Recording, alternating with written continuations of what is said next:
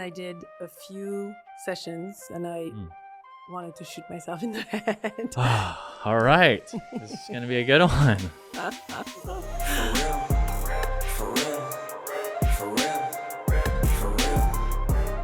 All right. Thanks for joining us. In this podcast, I have a very, very special guest. Her name is Soph Chiche. I had to get that right. And she is she's an author, she's an entrepreneur, a business coach, and she is a psychologist by trade and a plethora of other things. But she has an amazing story. One of the things that how I found her is on a article where she lost 200 pounds playing pickleball. And we're going to definitely get into that. So this is definitely an inspiring story. And I like to hear stories like this and meet people that are really amazing. So, Soph, thank you so much for joining us here. Thank you. What a good introduction. Yeah, well, I try my best. And so really quickly, so you're from Arizona?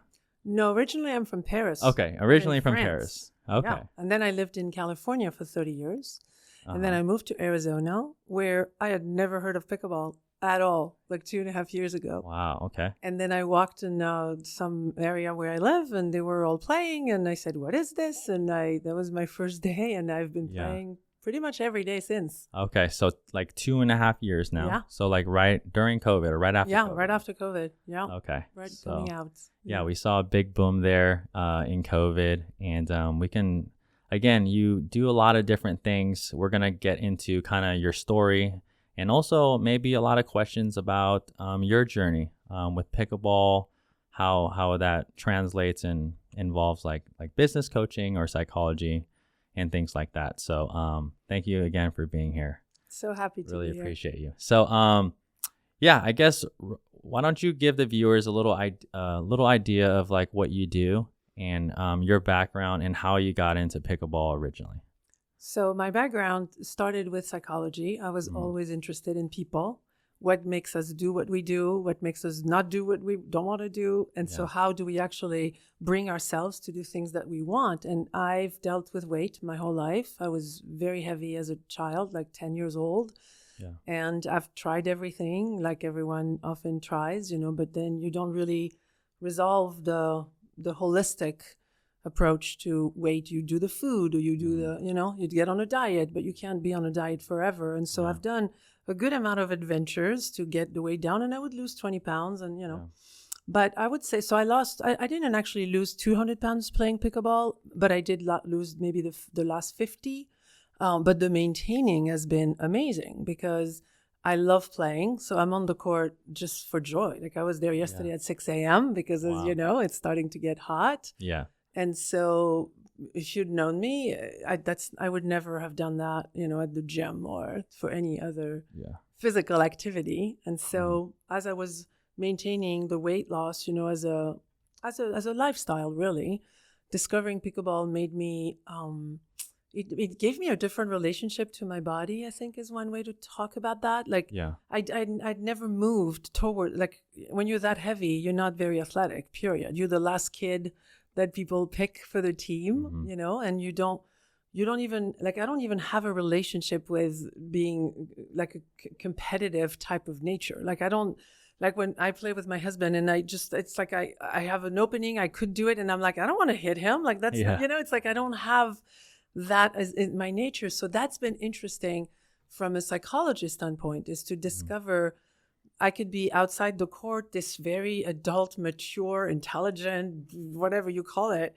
And on the court, I'm like 7 years old. It's like I haven't grown, my consciousness, my awareness of myself is not as an athlete at all. Like I know some of your story that you started when you were young. And it's like when you've pushed yourself, when you've known to, even if you don't want to do it, you do it anyway, even if I don't know any of this. And so it's like I'm a kid. It's like I'm starting, 2 years ago when I started playing, I would walk out of the court and I'd be like, who is this? What was this? Like, why did I get so upset? Why did I feel left out? Why? And it was like a whole new me, like a new me to have to address, which was cool. Yeah, no, that's really amazing. Actually, I think a lot of people could relate with your story now, not directly in all aspects, but a lot of the clients and the people I teach didn't grow up playing sports. And I would say it's like 50-50. Obviously, like, you know, there's players now that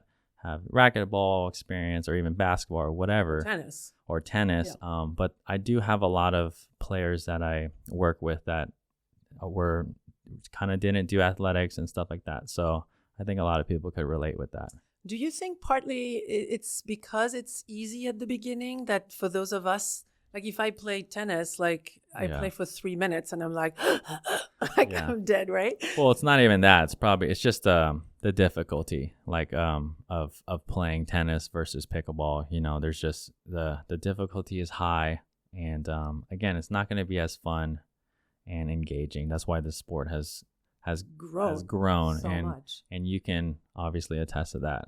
And would you say though that it is easy to start, but to play well, not so easy? Like it's as hard as the other. Wouldn't you say it's as hard as the other ones? It's kind of like the phrase, you know, easy to learn but hard to master. Yeah. I really do believe that. And again, a lot of players today think that they can jump in on the pro scene even with their tennis background, and they do have an upper hand, but it definitely takes a lot of time to master.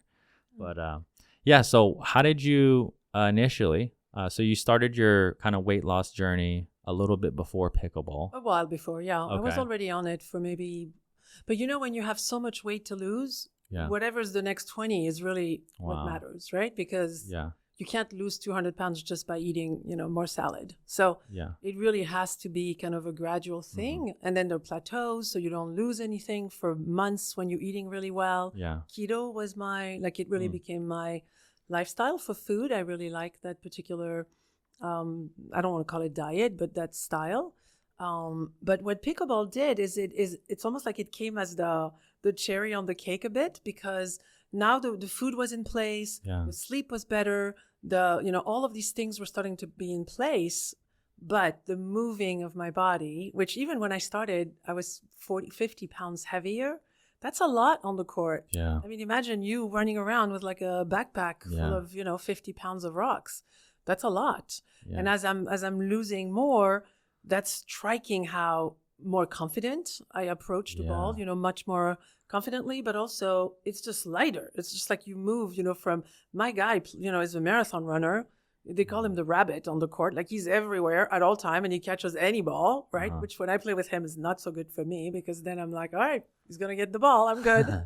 Right. And then I play with other people and I'm like, dude, like that's your ball. It's like, no, that's not my ball at all. But I'm used to him, grabbing it. So the weight loss was almost like celebrated on the court. I would say that became kind of the see what I can do, which I'd never been able to do. And so there was very, like I said earlier, very young, very childish, very kind of like joyful energy. Like I giggle on the court. Like my friends that know him from business, I'm a pretty serious person, but you put me on the court and I get the ball that I thought I wasn't going to get. And I'm like 5, like laughing my head off.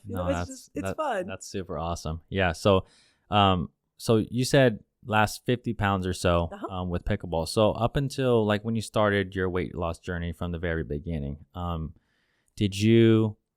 so up until then though, did you not play any sports or do any exercising, or was it all kind of diet stuff? Like what I could do was skiing, like I could do gliding things. Okay. And so I skied and I skied actually pretty well, because you're not carrying your body, every other sport, you kind of have to. I did ride horses when I was a kid, but that became a problem pretty quickly. Yeah. As in hurting the horse when you're that heavy a little bit.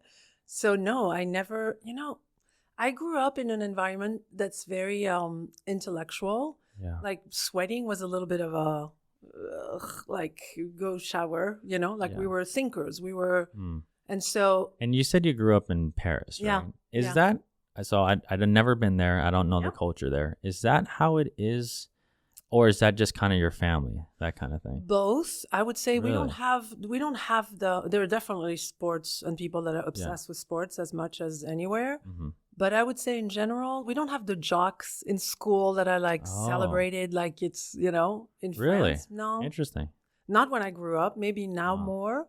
when I grew up, you had to be smart. That was like that was the thing, wow. Right? And so at the school time, when we were on recess, I'd be reading because that's what smart people do, And so after that, it becomes like a little bit of a, like you're heavy, so you don't want to move, and then you don't move, so you stay heavy. It's a little bit of a catch-22, like you can't.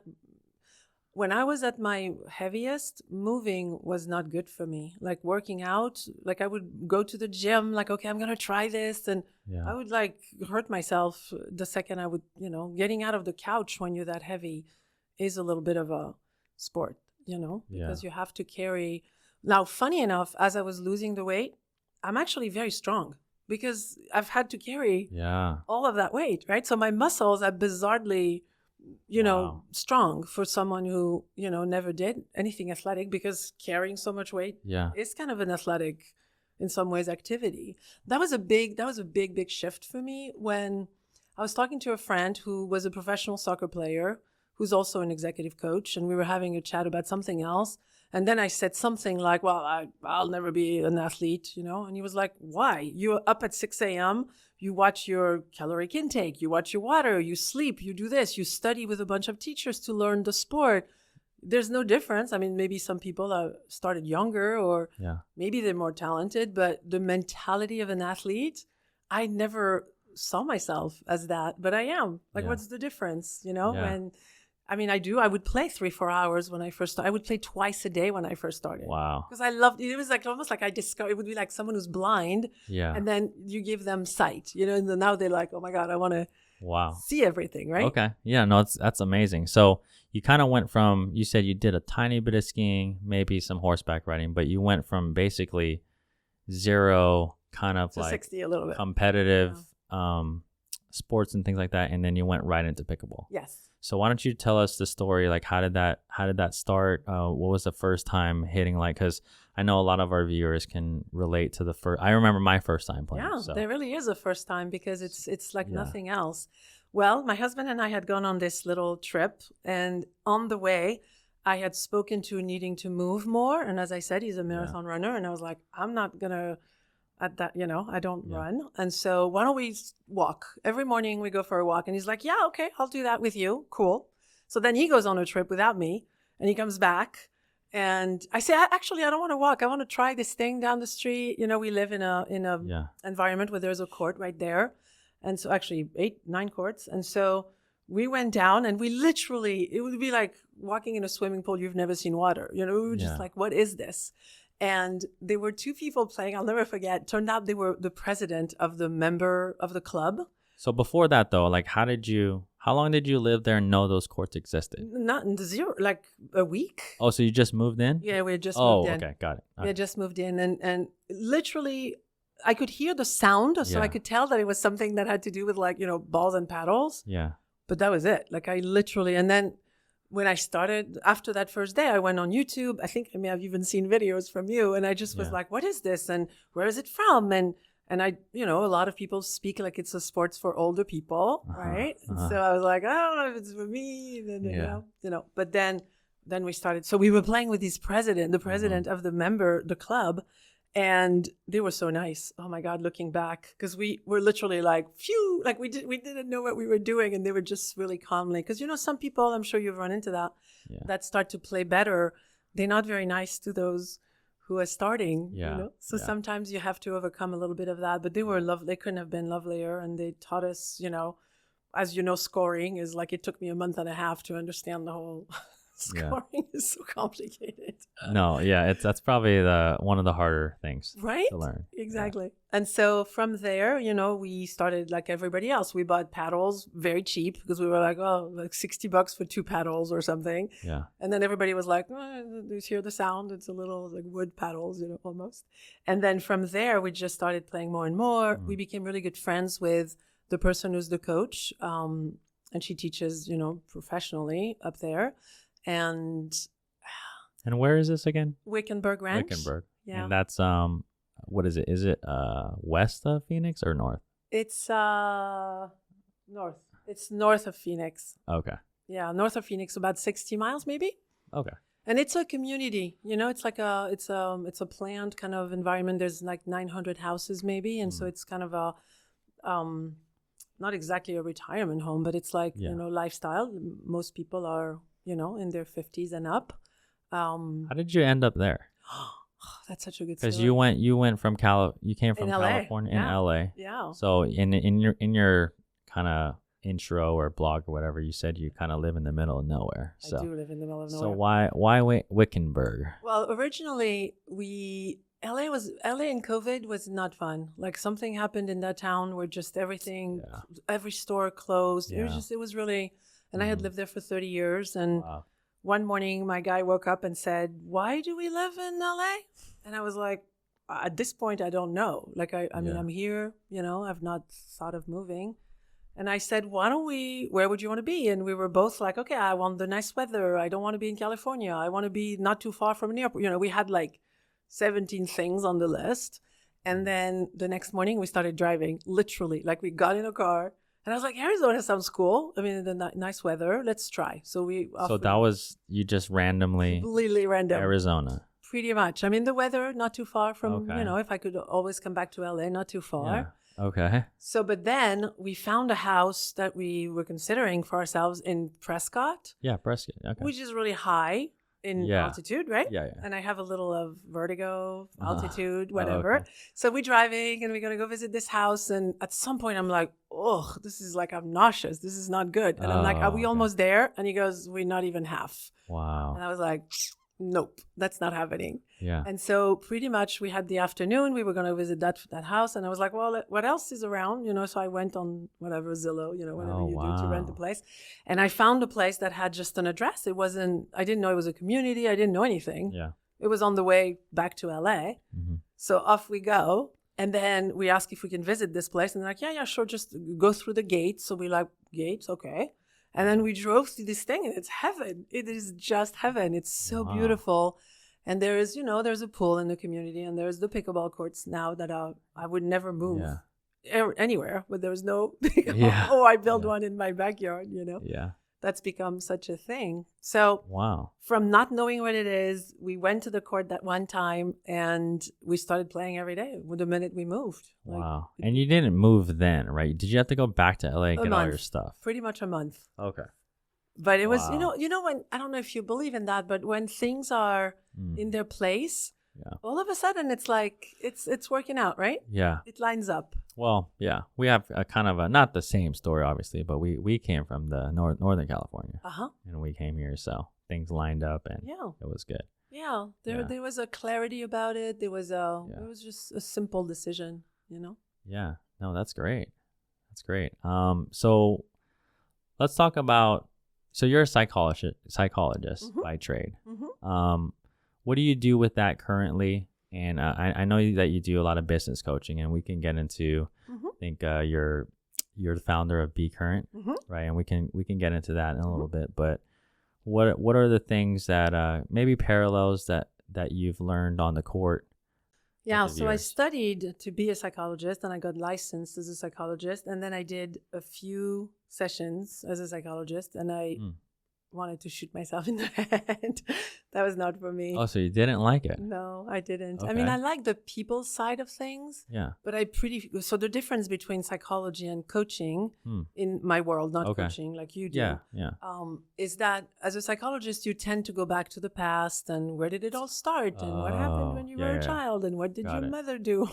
I mean, it's shrinking it a little bit, but from my experience, I thought coaching, if something is not resolved from your past, it's going to play out in your current life, right? Like whatever you haven't worked on yourself, you're going to act it on the pickleball court, in your business, in your relationship with your partner. It's like you carry it with you. So I was more interested in where do people are stuck, like where are they stuck now?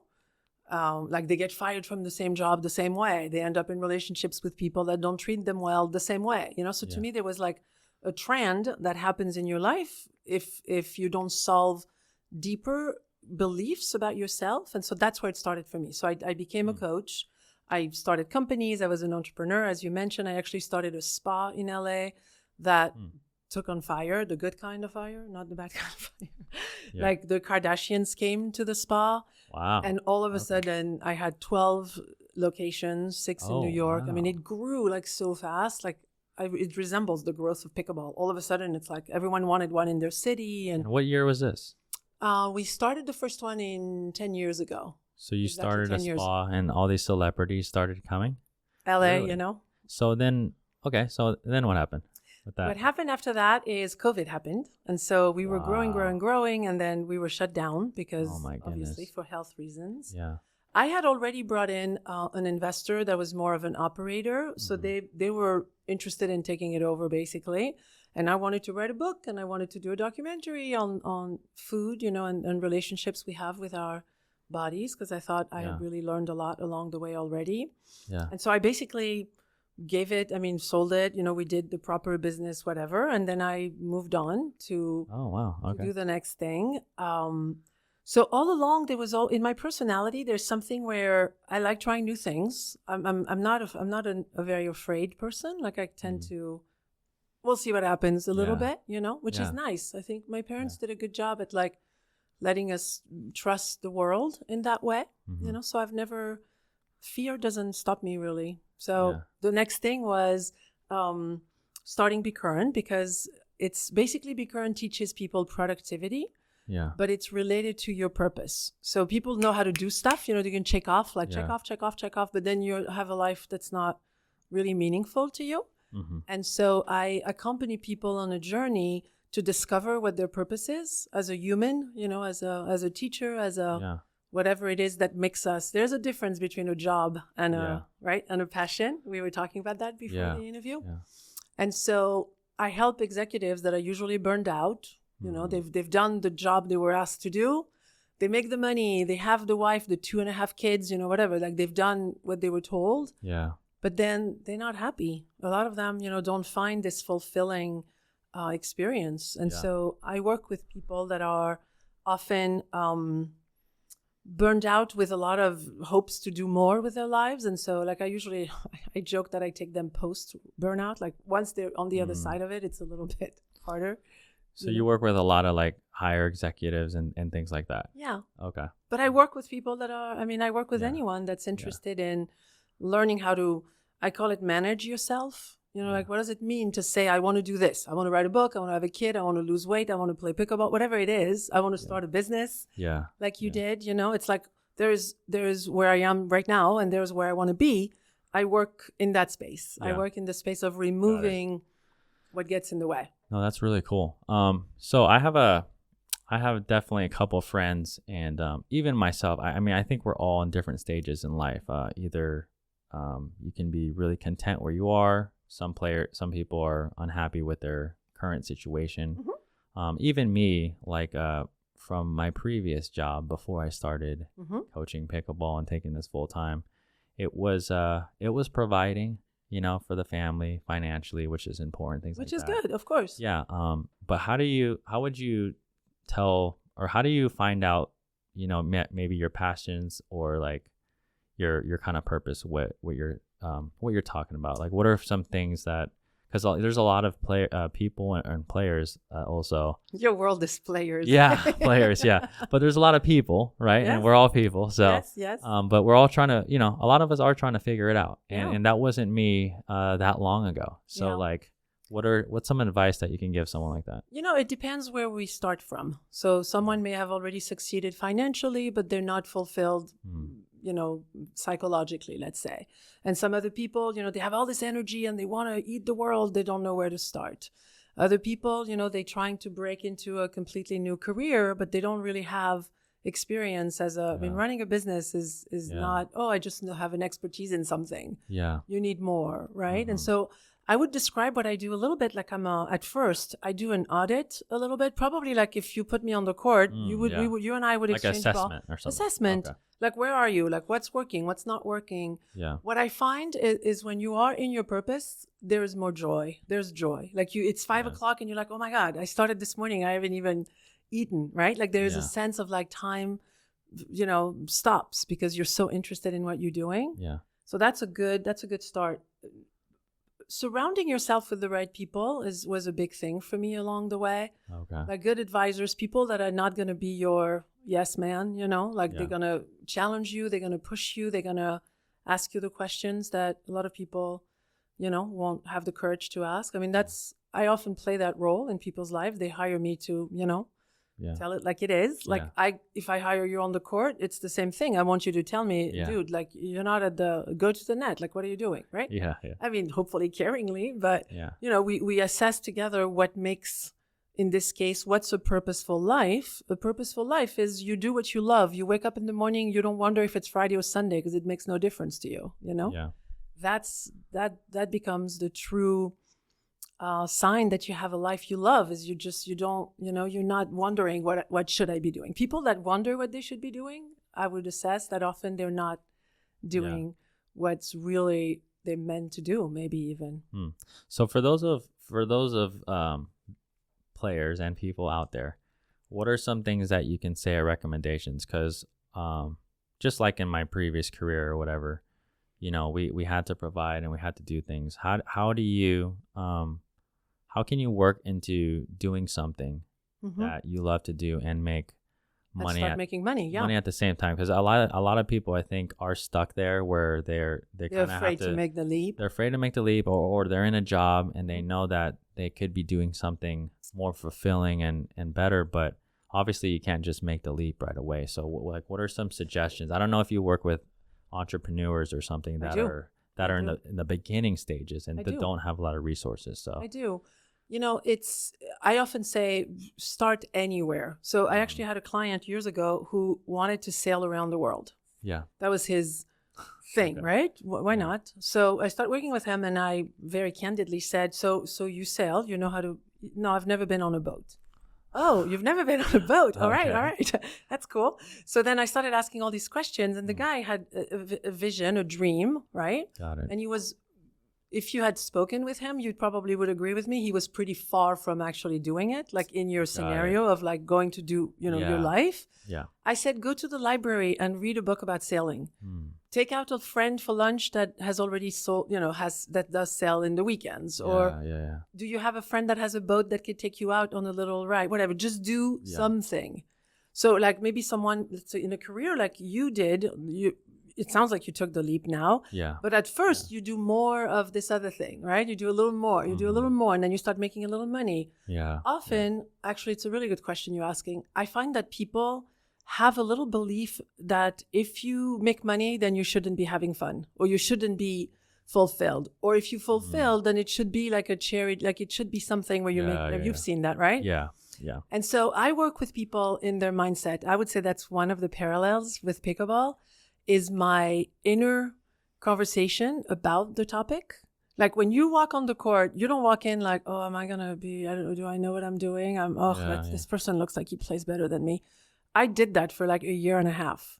And I would get in my car and I would sob because I'm like this like super achieved human. Like what? Like what is this, right? And I could not, somehow my heart, it's almost like I had to catch up these years of learning how to be not competent. It's hard for people not to be competent. Yeah. Right? Like we used to like in school when you're not competent, you're being sent to the whatever and you're being punished and you have bad grades and your parents are mad, it's not a good thing. So to be willing in our 50s or 60s, to say like, I'm going to suck at this. That's okay. Yeah. That is part of what happens to people. They have an expertise in a particular business and then they want to do this other thing that's a passion, but they're not yet at the same level, right? So they have to, address their ego that it's like, you know what? I'm going to not be so good for a minute there or a year or two, when you launch a business, it takes, people are like, they watch people online and my office and it's like the beach, right? Yeah. It's like, I want to make money while I sleep. I'm like, well, did you make money while you were awake? That's kind of where it starts, right? Yeah. I mean, people on social media are, it's giving out this fantasy land that I don't live in that land. I don't know if you do, but it's hard work. It's hard work to get places. No, 100%. How long did it take to grow that spa that you sold? Well, that one was kind of a little bit miraculous because, and I'll tell you, another element that you brought up without even knowing is I think doing it without the grip or the fear was really helpful. So at the time I was, seeing people as a coach, and I had an office, and then I discovered this technology where you can lay down in this infrared beds and you can sweat, which at the time I was still super heavy. And it was like, you know what? That's kind of cool because I need to sweat. But for me to run like you run, I need to break a bone, right? Yeah. So what happened is I got this technology in my office, and every time I finished with a client, I would go do my sweat. Yeah. And then my friends were like, what is this thing? Your skin looks really good and you're losing weight. Like, what's going on? And I was like, well, I guess I could get another bed. Wow. So I get a second one. Okay. And then the friend wants to bring another friend. All right, I'll get a third one. All of a sudden, I have like 6 beds, and my girlfriends, we all doing that every week. So that wasn't the main thing of the business. It was just an add-on. Kind of was. Oh, so it's an infrared kind of. Which 10 years ago did not even exist. The bed that I developed did not even exist as you know it. It was my technology with a doctor that I developed. Oh, so you made it? Yes, we did. Oh, wow. I mean, you developed it. Infrared existed as a healing modality. Like it existed in many different ways. But so in my particular circumstances, you could lay down, you could watch TV. So people were happy to come. Yeah. Like, I don't know if you've ever sit in a sauna for an hour. It's like you want to, you do it once a month and you're like, oh, that's so boring, right? Yeah. But this was like full on TV, and someone very sweet brings you a little towel for your face, So people were just like, it was like the hour of heaven, right? Yeah. And so it grew basically between idea and opening the first spa. There was about my friend in France mocking me all the time because in France it would have taken 3 years, like no joke, like the permits and the licensing and the this and the that. In LA, I called the Department of Health, whoever was, responsible for this. And they were like, well, we've never heard of this, but why don't you do it? And then we'll come check it out. And if there's a problem, we'll tell you. Wow. So I was like, all right, I guess green light. Like we were saying earlier, when something is aligned, it just tends to go really well. So I opened one maybe 4 months in. Mm-hmm. And I was, I had a background also in an ad agency. So I knew marketing pretty well. I had, good knowledge of how to create a logo and how to... Yeah. And I've also built houses a good amount. And so I have a good sense of design. So I created this space, which people wanted to come, all of a sudden. Cool. They were like, 3 people on the schedule. And then there were 50 people on the schedule. Wow. Per day. Awesome. Yeah. So it was like a per time kind of usage and you pay. Yes. Okay. People became members. It was the beginning of memberships, so you would be able to pay. I think the max was $400 a month, and you could come anytime you wanted. And then, $200, you could come 10 times, whatever. And so at first, people thought it was really just for weight, because it was. I mean, you burn calories like not moving. That's kind of breaking the code, right? Yeah. People were loving it. And your skin looked really, I mean, imagine in LA, lose weight while you watch TV and look younger. Like that's like bam, bam, right? Yeah. So it hit many of the essentials. And then that's when the Kardashians came, and honestly, celebrities, it makes a big and they were super kind. They really wanted to help. They felt great when they came. Wow. So the next thing I know is we're on an episode where Kim could not sweat because she announced she was that's how she announced she was pregnant. So I mean, people went crazy. The next day the episode aired on I want to say October 8th. The next morning there was like 100 people at the door. Oh, like, we saw that thing last night. We want to try. Oh, my God. All right. Come on in. Wow. Okay. Yeah. So do those still exist, those spas, or are they shut down? We shut down in COVID. Yeah. They shut it down. But they're permanently shut. Yes. Oh, my gosh. Yeah. Is that still a profitable business like in LA? Is that do people still have those salons or whatever you call them? Spas, Or spas? I think LA more than in New York, probably. People take care of themselves like it more.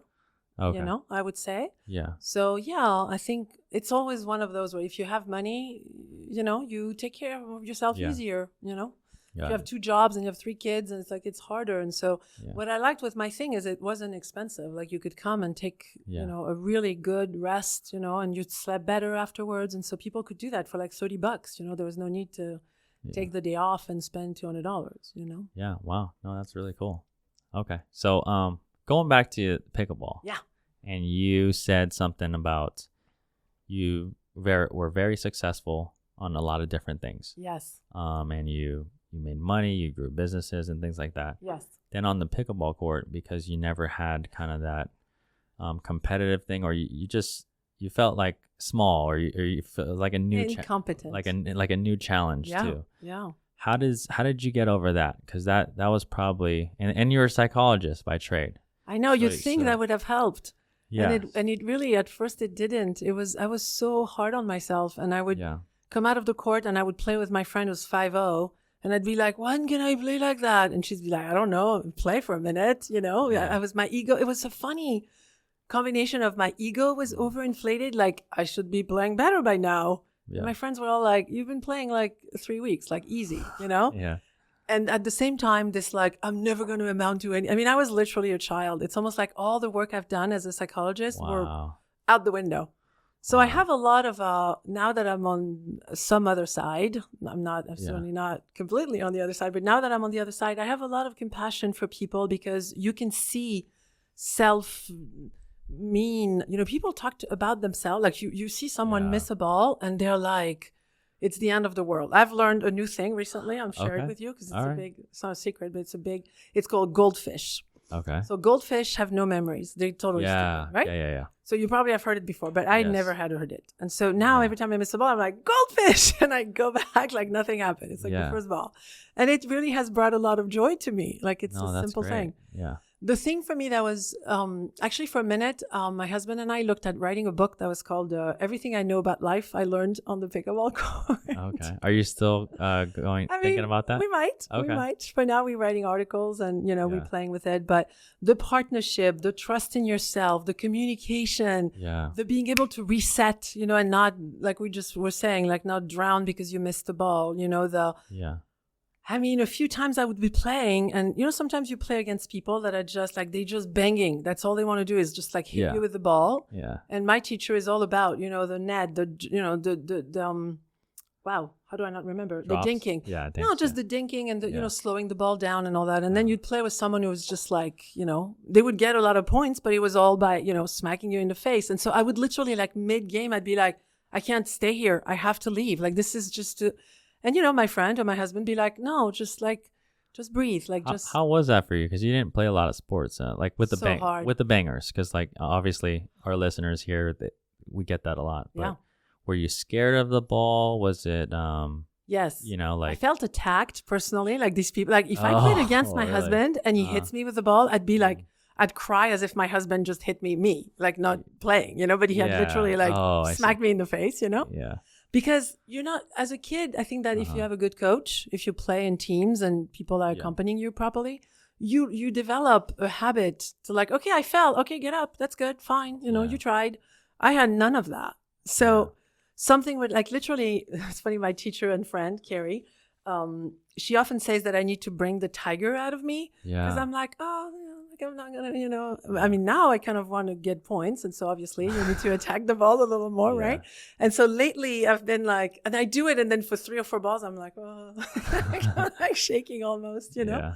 So it is, I mean, honestly, wherever you start, you have to accompany yourself in the process. Because if you don't, you become like this guy we have at the club. He doesn't say hello to anyone. He's so stressed about playing. Mm-hmm. He walks in, he doesn't say hello. He like, da-da-da, and then he doesn't like, touch paddle at the end. He's like this. And I'm like, dude, like, we're not solving cancer here. Like, this is just fun. But I know what's happening inside of him because I feel it. It's like it hits your, it hits your human weak vulnerabilities. Yeah. When it happens to yourself, I guess it's a lot different. Yes. So how did you get over the fear of like that kind of like bangers and balls coming at you really fast? I mean, honestly, at first I stopped playing. I mean, I would just bring friends that I knew would play differently, or they were studying, with different people that were a little bit softer because it really was. It's still not super fun for me, frankly. But now it doesn't scare me. Now I'm just like, I'm as tiger as you are, and I'll come at it. Oh, that's great. Yeah. So okay, I guess one of the last questions here. Yeah. Through pickleball, what are some of the parallels or lessons that you can pull out of what you've learned? Because like you've learned, I'm sure, a lot about it yourself, and you started your journey through weight loss and entrepreneurship and all that, and then you said you play almost every day now. I do. Right. So but how many hours, by the way? I mean, with the weather now, a little less, maybe an hour and a half, sometimes before more like 3. So it was, it was a good amount. And we play, it's recreational, so we play with different friends and some friends that I've never played and some, so it's not, we're not at it like between, super good players necessarily. Do you play tournaments and things like that? Or? I did. So, okay, that's a good story. I did one tournament, well, two. And it was, what is the word? What is the worst Stressful? word I can use? It was horrible. Oh, okay. I hated it so much. It was really horrible. I think because I think at that point, the competitive nature is all that matters. Like everyone just wants to get his point, right? Yeah. I actually lost a friend in my first tournament I was playing. And I did something that she didn't like. She was opposite, I was playing with my guy and she was playing with hers. And she stopped being my friend. And I was like, that's horrible. Because I got the point, but like, it's not worth it. Right. Yeah. So she was still mad after that? She's been mad for like a year and a half. Oh my gosh. I know. Okay. Mind you, I think she needs, a little help because that's a little weird. And all you did is win. Well, yes. Actually, eventually she won that game because it moved. I was it was so sad for me that I saw how upset she was. And I was like, oh my goodness. That's not right. So, okay. So to bring your question around, for me, the partnership is one of the places where I learned the most, like how critical I can become and then try to bring that in and be more supportive. But that's kind of how I treat myself a little bit. So then I turn it into trying to be kind and self-love a little bit because I'm trying my best, so but it is like, you have to, like I say, we have to manage ourselves, and then you see kids that are like, right? Like they've never touched a paddle before and they're like, pow, pow, pow. Like they're totally getting it because there's no mess in their head. So to me, it's become partly I love it because of the game. Partly I love it because I get to confront myself, my personality, and it's a good thing to grow as a human and become aware of yourself. It's a good thing. Yeah. So what are the two main things that you think, or somebody maybe dealing with kind of what you dealt with in the beginning, the fear of playing or competing and things like that? Keep playing, keep going, keep coming. I mean, maybe I'll do a tournament later again. Yeah. For now, it's too much stress. It's not fun for me. So I'm not doing it. Yeah. But other than that, going, playing, finding friends that are really fun and supportive. To me, it's been a big thing. I mean, I have a very rich life. Like I do a lot of things. I travel. I do a lot. Like literally, I'm going to Paris in July and I'm like searching everywhere. There's no pickleball courts in Paris. They haven't. Pickleball hasn't started yet in France. And so I'm like desperately trying to like find a place. So now I found friends that have tennis courts. And so I'm going to like bring my tape and do my thing and teach them, because I'm going to be there for like a month. I don't want to not play for a month. Yeah. No, that's great. No. Cool. Do you want to tell the viewers just kind of about what you started at Be Current or just shout out whatever you do or what you have to offer? I mean, honestly, if you've said my name, and I'm sure in the show notes you can have the website. There's the usual suspects. I'm on Instagram. I'm everywhere. Doing my thing. So there's no particular place to go. Just the website, my name.com. So that's one way to go. Okay. Thank you. This was a fun conversation. No, thank you. Yeah. Do you have any last words or anything like that? Well, if you're wondering if you should play pickleball, I say go do it. That would be my one push. Like a lot of people are still like, well, but I'm not very athletic. I'm like, I wasn't athletic at all.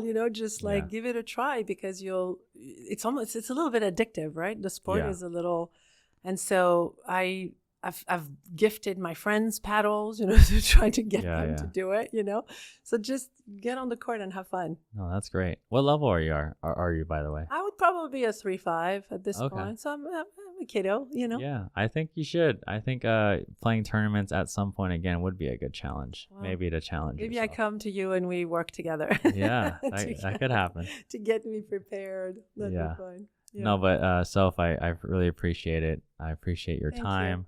And I think your story is great. Obviously, I think hopefully it inspires a lot of people that are struggling on the inside or the outside. Yes, exactly. And well said. What can you maybe one encouragement to those just one last encouragement or word, or just I don't know about life or pickleball. Yeah, or no, I liked what you were saying earlier. For those that are struggling to make a leap, to do something that makes them happier. Like money, my experience with money is it shows up. It shows up if you do the work, if you line up with the right people, if you apply yourself.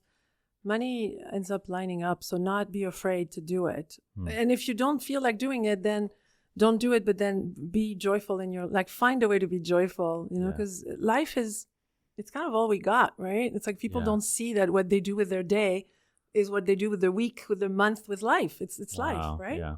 You pile up and you're 90 years old and you're like, what did I do, right? So the advice would be do something that when we sit on a bench at 90 years old, you and I, you're like, I like what I did.